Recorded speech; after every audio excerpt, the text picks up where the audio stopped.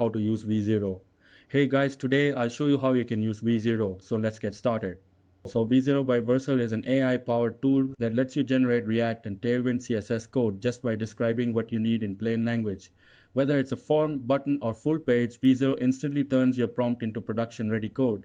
Built by the creators of Next.js, it integrates seamlessly with Versal's hosting platform, making it perfect for rapid prototyping, front-end automation, and turning Figma designs into live components. It's a game changer for both developers and non-coders like designers or PMs who want to contribute without writing code. To access V0, open your browser and search for V0 Versal, then click on the official website. Once the page loads, you'll see an interface that asks, "What can I help you ship?" But before you can start using it, you need to sign up or log in.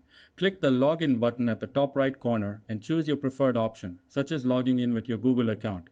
After signing in, you'll return to the main interface where you can begin working. Below the chat box, you'll find options to clone a screenshot, import a design from Figma, upload a project, generate a landing page, or even create a sign-up form, all with just a few prompts. Now let's go ahead and build something. We'll start by typing in a simple prompt like build a subscription management dashboard that allows users to track and manage all their subscriptions, for example, software, magazines, memberships in one place. The app should notify users of upcoming payments, trial expirations, and unused subscriptions. Once you hit enter, V0 starts working. After around 30 seconds, it generates a full set of files, 10 in this case, all organized and ready to go. On the interface, you'll now see a split view. On one side is the code tab where you can explore all the generated files. On the other side, the chat interface stays active, walking you through what each part of the code does and letting you make edits through natural language. This makes it easy to understand how everything works, even if you're not deeply technical. You can also click on the preview tab at the top to instantly see a live version of your application. This gives you a real-time view of how your dashboard looks and functions.